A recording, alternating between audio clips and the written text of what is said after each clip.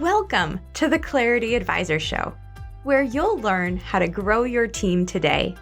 Join Ken Trupke and his guests as they discuss what works and doesn't work to grow your team in today's world. And now, your host, Ken Trupke. Hello again, and welcome to the Clarity Advisor Show. Leading a team is always challenging, and when you're doing it on a part-time basis, it can be even more difficult. My guest today, Ben Wolf, is a fractional leader who takes on executive roles on a part-time basis for multiple companies. He also runs a fractional leadership company, has a podcast, and literally wrote the book on fractional leadership. So please help me welcome Ben Wolf. Ben, welcome to the show. Thanks so much, Ken. Happy to be here. All right, so let's just get it on the table right out of the gate. Tell me, what is a fractional leader? Well, it's relatively simple. A fractional leader, or fractional executive, as it's also called, is essentially just an executive, right? Just like a CMO or a COO or a CTO or CFO full-time in an organization. They own the finance or technology or marketing or sales seat of the organization. Fractional leader just does that same thing, sits on the organizational chart or on the accountability chart of the organization. They just fill that role on a part-time or fractional basis. I mean, in its shortest form, that's what it is. Okay. So you would come in as an executive, so a chief marketing officer, chief financial officer, as you said, typically chief operating officer, and that would be a day or two a week or a couple days a month. Is that accurate? Yeah, it could be. There's a wide range of amounts of time that fractional executives or leaders might work with clients. But I guess the important part to think about is that in a typical executive's role, especially at a small or mid-sized company, not like really big ones, but at a smaller mid-sized company and a typical executive, they're probably spending on average about 20% of their time on truly executive level functions, on strategic functions, on leadership and management functions. And the other 80% of their time, they're spending working on other important projects. Maybe they also have, if they're a sales leader, maybe they're also sitting in a salesperson seat. Maybe if they're a COO running a company, maybe they're also running operations, or maybe they're running special projects, big cross-functional projects most of the time. So that takes up 80% of their time. So when a fractional executive comes in, what they're doing is essentially taking out that 20% of the strategic and executive part of the role and only filling that part of the role. And they would have to have other people or other vendors filling those other seats or other jobs or administrative tasks that many executives find themselves doing. So you're only paying for the executive level pricing on that 20% of the time that you actually need them at the executive level. So that is, that's sort of how it works. And in terms of time wise, you are right that I get, about a day a week is pretty typical, or maybe in the middle of the bell curve would be somewhere around there, but some are spending less, some are spending more. Sure. Okay. And I want to get to your background and how you got into this, because it's so interesting, just this whole fractional space. But you're a leader in this space as well, Ken. So thanks. So first, let me understand and help the audience understand, who might not be as familiar with this as we are. What kind of a company, what are the needs of a company that they would think to bring in a fractional leadership and think about dividing this 20%, 80% thing to get that higher level person? What's driving that, and who's a typical type client? Sure. So I guess I would say that your typical clients are those, as I said, smaller, mid-sized businesses who are post the startup phase. And they've grown enough, maybe they're 20, 30, 50, 80 people. They've grown enough where they can't just have everybody wearing all the hats anymore. Maybe most of their leadership team and the founder, him or herself, probably started off, not having run a company that is the scale and size of the one that they are now running. And they've kind of gotten ahead of themselves. They really have gotten to some point where they need somebody that's actually done this before. But because of their smaller mid-size status, because of budget constraints, or because it's so hard to find the right person, they're not sure if they can find the right person, or they can't afford the right person, a seasoned executive, somebody that's actually built and run either functions within a business or the entire business themselves before. They need someone with that, caliber, but can't afford that on a full-time basis. So that's typically the kind of company or kind of business owner that's going to be looking at bringing on a fractional executive, is someone who, that way they can get a seasoned, experienced executive and get them in the company and leading their teams or leading as external vendors or whoever it is, and driving execution and working with the rest of the leadership team, but just doing so on a fractional basis. So it comes in at a much lower price point than full time, although still, it's not cheap because, again, you are getting that level of executive, but much less than it would be if it's full time. Also much easier to find the right person when it's fractional, because a lot of great people getting into this space or who are already in this space and have been here for many years. And like yourself, Ken, and I've been doing it for a few years, probably not even as long. And so that's that's a nice solution to that, what I call entrepreneurial catch-22. You got big enough where you need experienced talent, but can't afford it full time until you have had the benefit of that person's experience building the company. And then they can hopefully within a year or two be able to hand the baton over to somebody full time to take over where they left off. Okay, fantastic. That's super helpful. So how did you get started in this? Tell me a little bit about your background and your journey prior to fractional leadership, and then what you've done since you started entering this space. Sure. Yeah, happy to. I came here from a very unorthodox background, honestly. Only got into the entrepreneurial space in recent years. Before that, I was actually a corporate bankruptcy attorney at a New York City law firm, which I did for a few years. It was all right. Didn't love it, but did that for a few years, and ended up through a very interesting series of events. Ended up being at a healthcare startup that had no revenue at the time. I was the first full-time employee, joined the founder. So really from the ground up, was called upon in that organization to build most of its operations, which I did. And by the time I left that company, we were the largest and fastest growing healthcare agency of our category in the entire state of New York. We were the fastest growing. And also up to, we were over 130 people at that point when I left. They're even much bigger now. But just by going through that process and figuring it out and making all the mistakes, being at 5-person company, 50-person company, over 100-person company, and just learning how to do that on the job. And I just, learned a lot, made a lot of mistakes, and also just found that I really loved building companies. I love being a builder. I love building companies, building organizations. And after a relatively short stint as a COO at another healthcare company, I went out and started my own practice as a fractional integrator or fractional COO, a couple of alternate names that people use. And so I started off doing that, and I started off as a solo practitioner, struggled, networked, marketed myself, worked hard for a while. And it was about over a year, honestly, till I got to a full client load as a solo practitioner, doing fractional COO engagements with multiple clients at a time. Made a lot of impact. And then for a while started, continued getting leads at that point. That was a little after COVID, and continued getting leads at that point, referred them out to other people, and ultimately decided to bring some of those people who I thought were really awesome executives that had owned or run businesses before and could help companies, and that we could work together. So I started bringing people into my company, Wolf Edge Integrators, and now we currently have 12 of us. I know, great executives, again, people who've run or owned businesses before, working together to, each serving multiple clients. Okay. Yeah, that's terrific. So you went from you doing this yourself, filled up your calendar, and then started adding teammates and built out Wolf's Edge as a fractional organization, correct? Mm-hmm. Yes, sir. Okay. And then in addition to that, you also have a bigger community of fractional leaders. Talk about that a little bit. Sure. You could see, if anybody's on the video, my book here on the topic, Fractional Leadership, Landing Executive Talent You Thought Was Out of Reach, which that's sort of what it started with, because as I'm getting into this space, I'm talking to all kinds of other fractional COOs and integrators, talking to all kinds of other fractional executives, talking to business owners, and just seeing, I guess I observed over time what a huge gap there was.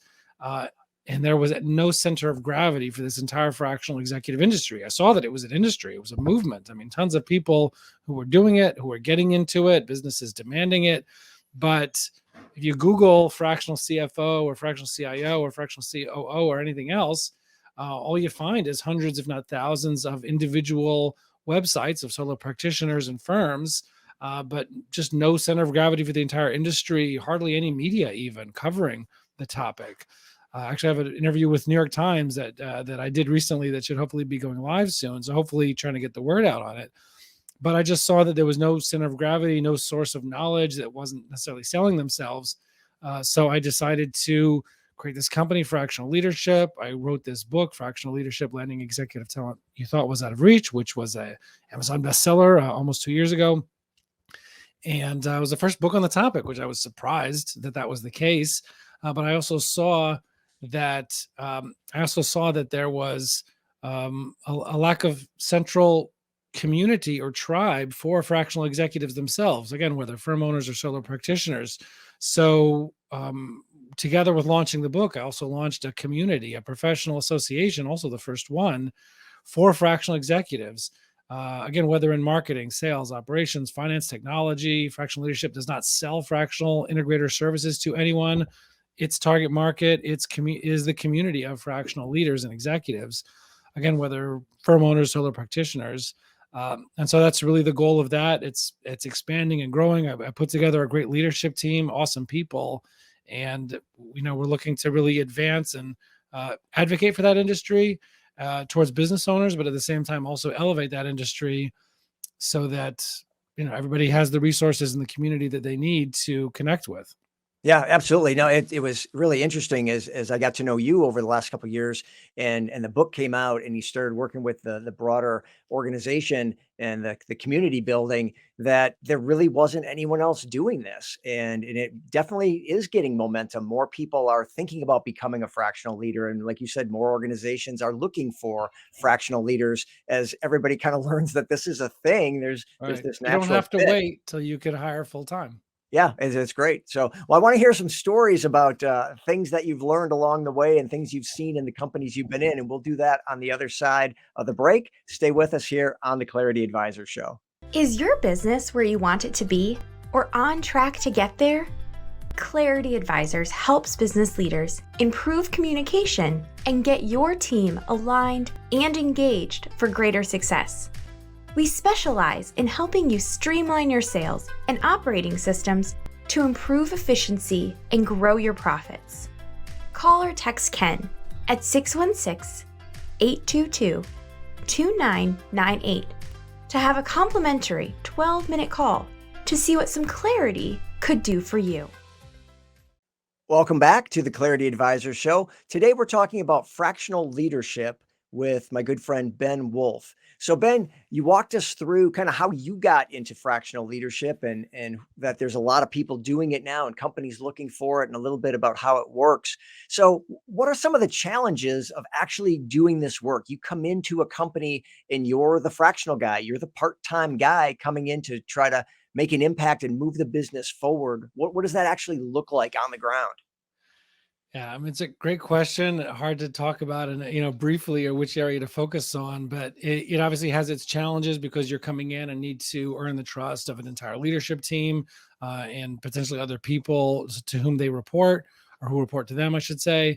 So it's definitely challenging in that sense, but it's also, you have a certain advantage over many of the other leaders in the company who are inside, because whether it's the founder, whether it's the other members of the leadership team, oftentimes there's things that bother them or that their team are bringing to them as far as ideas or things that need to be fixed.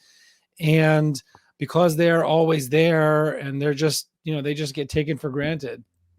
And sometimes as being an outsider, as being somebody who is coming in with a fresh perspective, and you could say the same thing that maybe somebody else on the team has already said a few times, but because you're the outsider and you're the fresh voice and you're the expert that's being brought in, so then you could finally start to get some momentum and start to get some traction on that issue, whereas maybe they couldn't before, even if they were theoretically, intellectually aware of it. And, so therefore you make the difference between execution and running in the hamster wheel, just execution and success versus failure. So that's, one aspect of it. I guess I would say from having a fractional COO firm, one of the main things that we find ourselves focusing on, and 80 to 90% of the engagements is one of our, the most important areas of focus, is people issues. Because you could have the best systems, the best processes, the best technology, the best strategy in the world. But if you don't have the right people, especially in your leadership team and especially at that COO or integrator seat at the head of the company, kind of driving the direction, keeping everybody rowing in the same direction, keeping everybody rowing in the right direction, uh, channeling us to stay focused and not always run after the next new idea before we even finish executing the previous great idea.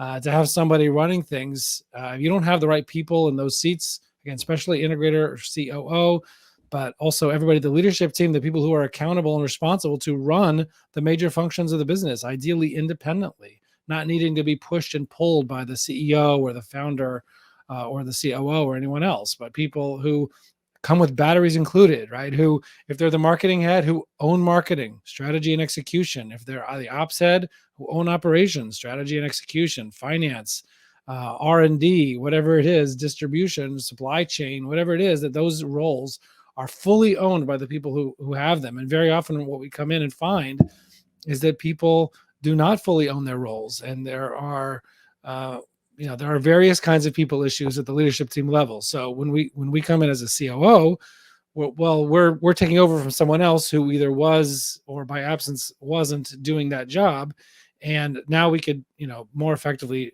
drive that both strategy and execution for the entire business, making sure everything's rowing in the same direction, rowing in the right direction, being the conductor of the orchestra who doesn't necessarily have a day job, isn't playing an instrument like a conductor doesn't play an instrument, but making sure that the entire orchestra is playing the same piece of music at the right tempo. And so come in and do that.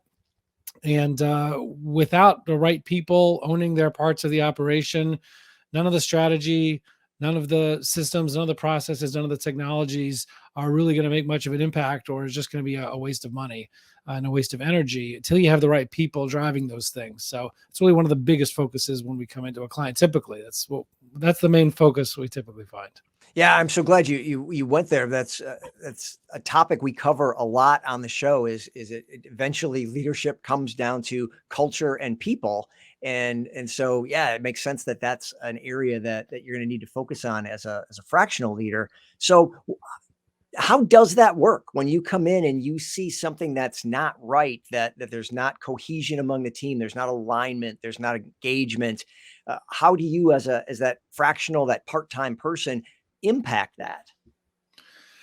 Right. Well, we especially at Wolf's Edge Integrators, one of our core values is straight talk. Like if we can't enter the danger, talk about the hard things, say the hard things, then our clients are not going to be well served. They're not going to be able to achieve the goals that they are so desperately want to achieve. Yeah, Ben, that's so helpful. And that outside voice bringing clarity. I love that you mentioned earlier that you can kind of say the same thing that people have said in the past, but you're the outside guy, and so your word carries more weight. Anybody who's been an outside person in a company knows that there's truth to that, and it works great, especially initially, because you can get momentum on things that people have wanted to do. Sometimes you build some animosity because people are like, I've been saying that for years. Why no one listened to me? And you walk in and they listen to you. But I've learned to work with people and say, hey, listen, just go with the results. Like you wanted that done, right? Well, now we're going to get it done. So, you can be frustrated about how we got there, but just be glad we did. I think it was Reagan who said, it's amazing how much you can get done when you don't worry about who gets the credit. And so I try to encourage people to take that view. But yeah, the outside guy can get a lot done, but that's where it's so incumbent upon us to be clear and get clarity around what should we be doing, because we can do anything, but we can't do everything. And so what are the real priorities? Like you said, there's hundreds of things on the table often, and competing voices and competing priorities. So what should we do with our limited resources and time? So yeah, that all makes a ton of sense. I'm curious, you said that typically or often in an engagement, you're taking on the 20% of the strategy role, and you don't have the 80% of like team reporting to you and other distractions. So when is that the ideal? Do you want to only have that strategic level stuff so that they're only paying for that really high level stuff? Or is it preferred sometimes to have a broader span of actual control within the organization?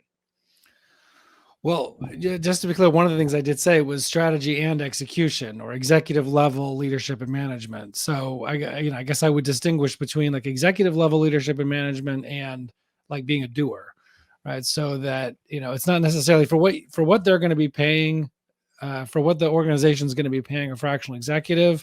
It's not going to be worth it to have them doing, kind of work that work that might ought to be done by somebody at a quote unquote lower level of the organization. A part of it also is that one of the roles, let's say for a COO that oversees the entire leadership team. So for that meaning of the term COO, one of the frequent 80% roles of a COO is also being VP of ops or head of ops or whatever the organization calls it. Which is like day to day running, being responsible for every single delivery, every single product that's manufactured, every single service that's rendered, whatever kind of business or product or service that the company has. And that's something that I think is you're really typically not going to find as a VP of ops, which is one of the seats that reports to the COO, or one of the seats that reports to the integrator.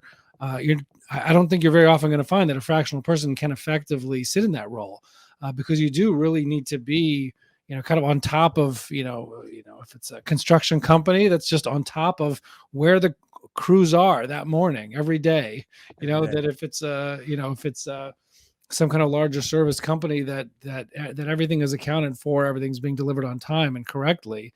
And you really need somebody typically full-time in the organization to be sitting in that role.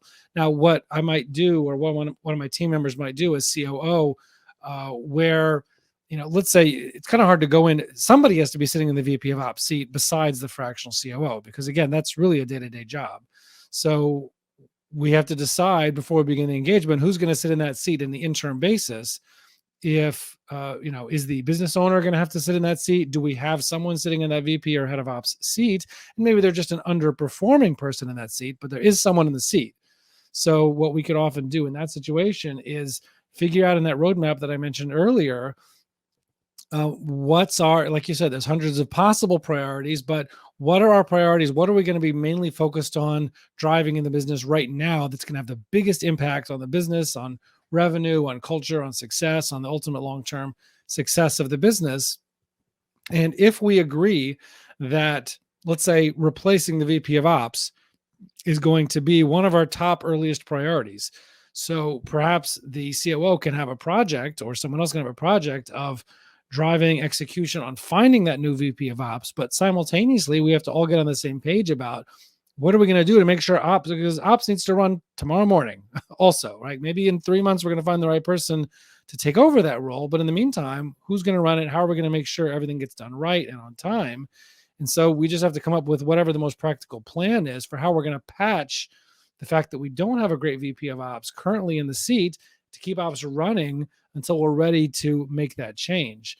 And so that's part of that roadmap, is just figuring out what do we need to do in the short term to account for that.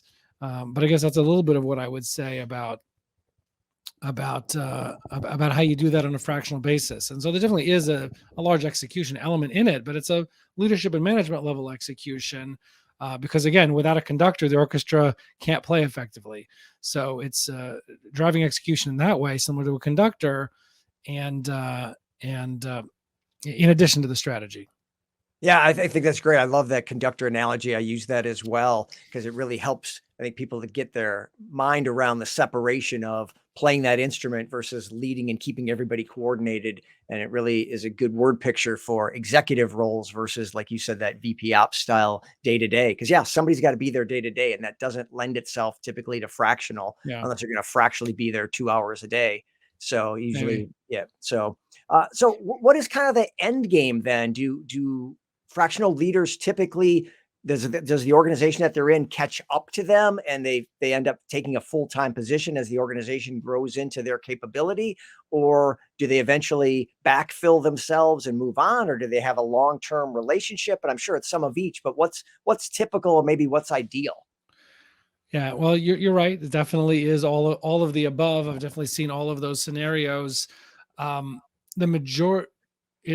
majority of the time, what I see is that fractional executives in whatever category, whether again, marketing, sales, operations, finance, technology, people, whatever area, the fractional executive will, work with them for 6 to 12 to 18 or 24 months, grow them, through their experience and knowledge and leadership abilities, help them grow to a point where they can afford to have someone in that role full time. And then they'll, backfill or find someone to take over for themselves after they leave. And so that whether that is mentoring and elevating somebody from within the organization who we believe and the organization believes will be a right person for that role, or whether that's helping them pick the right person from the outside, that's the most common scenario. Minority of the time, small minority of the time, you would see them coming on personally as full-time, right? Where someone is a fractional, then they join full-time, because typically, and we could talk about this as a separate topic, people typically are becoming fractional executives because they love being fractional executives. It's not because they couldn't get a full-time job. It's because that's what they love. I mean, there are those who do it because they can't find a full-time job or between full-time jobs. There are those who do that. But most people who are really in this space is because they love doing this. They want the variety of doing multiple businesses, learning about multiple companies, learning new skills, making massive change. And then they get bored by, managing the same organization for 10 years. So they want to go on to the next situation where they can learn more new things and make more massive change rather than just go into maintenance mode or small changes, tweaking mode. So most people who go into fractional executive leadership don't want to do this, don't want to go and take a full-time job. They also make more money, have more flexibility, do less annoying work, and make more massive change and have more variety. So that's why people want to stay in that. So they're not going to go to full-time typically. But the other situation you mentioned of do they become a long-term fractional executive for the organization, I would also say that's a minority situation, but it's a larger minority than those who become full-time. Meaning there are definitely those who the trajectory for the organization or the nature of the role that they're sitting in is really almost never going to become a full-time role. I know some fractional CFO organizations, for example, that provide fractional CFOs that are typically long-term because they're organizations that, to need that level of financial expertise and strategy and leadership, it's just going to be, until they grow hundreds of millions of dollars, it's not going to be needed on a full-time basis. And so there's never a need for it. They could fulfill that role of CFO on a fractional basis for years and years on end. They may have an internal bookkeeping staff. They may have an internal controller, but that CFO, at that level may be able to fill that role on a fractional basis for many years. So that what I say is that is a minority, but it's a larger minority of those that end up being long-term than those that end up being converting to full-time. Yeah, and I've seen the same thing. It's CFO tends to lend itself to that longer run. I don't know if it's just because things change less in accounting, but or if there's more staff involved typically and more defined procedures, but it tends to lend itself to that high level person being able to have a really long run, and it continues to make a lot of sense until, like you said, it gets to be such a bigger organization that it needs to be full time. But yeah, CFO works really well for that. So, well, Ben, this has been fantastic. I really enjoy having you walk us through these different situations. Fractional leadership is something that's very familiar to us, but not always to other people outside the industry. And so I think it's helpful to kind of spread the word of like, this is a thing. And if you're interested in becoming a fractional leader, there's a path. And if you're a company thinking about needing somebody, there's a path. And frankly, I will, without shame, plug your book. I thought your book did a fantastic job of making the cases. It's kind of a two-part book. One part about becoming a fractional leader and what that looks like and how it feels and what to do to get there and who you want to be to do that. And then company, here's how to think about it. And here's, how to get that person in. And here's, why you would need that. So that's such a great resource. So I was so glad that you took the time to write that book, given that there really wasn't much conversation out there. So in the meantime, I know you're always growing and learning. What are some things that you're consuming these days? Podcasts, other books, what have you? Well, I guess I would share one thing I'm in the middle of reading now is Fierce Conversations It's on that topic I mentioned earlier of straight talk being one of our core values and open, honest conversations. I mean, to me, it's sort of natural to my personality. I'm not good at posturing and being less than, just stating what it is and not having a lot of hidden meaning. So that's important to me. And that's a book I'm in the middle of reading. If you've heard of that book, Fierce Conversations. And another good one for those on video is Who Not How by Dan Sullivan and Dr. Benjamin Hardy. I've just found to be, I read it twice the first day that I read it. It was just a very, very influential book for me about this concept of when you want to get something done, instead of just asking, how could we do that? Because that's a whole huge bandwidth suck at learning new things. And there's a very limited number of things you could do. But instead of asking that, say, who can help me do this? Who already is great at how to do this? Whether it's bringing on an employee, a consultant, a fractional executive, or just a collaborator, or somebody else in your industry, another leader, to get together and do something together. Who's already going to be great at it is just such a much more powerful question. You could just achieve so much more by saying, who can I get involved? Who can I bring in? Who can help me? Instead of having me reinvent the wheel and try to figure out how to do each thing that I want to see get done. Yeah, if you can get past the scarcity mindset and realize that there's an abundance out there and start looking at collaboration, it's a shift in mindset. But once you make that shift, it's so powerful to think, who can I get to help me and who can I bring in to work with me to do this thing? You can just get so much more done more quickly when you change that conversation. I love that. We'll get those books in the show notes. So Ben, who would be a good person to reach out to you, and what would be the best way to do that? Well, I guess if you're a business owner thinking of using, who might need a fractional COO, please visit my website, wolfsedgeintegrators.com. That's Wolf's, WOLFS, edgeintegrators.com. And if you're a fractional executive that wants to connect with other people or learn about getting into this industry, or you're already in the industry and you want to connect with other experts, we have the only really vetted professional association and community for fractional executives. So you can check that out at fractionalleadership.io. Yeah, and we'll get those links in the show notes as well. So, well, again, Ben, I so appreciate your time and catching up with you on this stuff and you sharing this space with the audience. I think it's so valuable and can be so helpful to smaller companies who may be stuck, or to executives who are looking for some different challenges going forward. So thank you so much for taking time and being with us today. Thank you so much. I appreciate the opportunity, Ken. Nice to see you. All right, you too. All right, you're welcome. And that brings us to the end of another Clarity Advisors show. If this has been valuable to you, please rate us on the platform you are currently watching or listening. We would certainly appreciate that. And we'll see you next time on the Clarity Advisors show. Thank you for listening to the Clarity Advisors show. Clarity Advisors is a speaking, training, and consulting firm specializing in helping you simplify your sales and operating systems to improve efficiency and grow your profits. Connect with Clarity Advisors today to learn more about how they can help you improve communication and get your team aligned and engaged for greater success.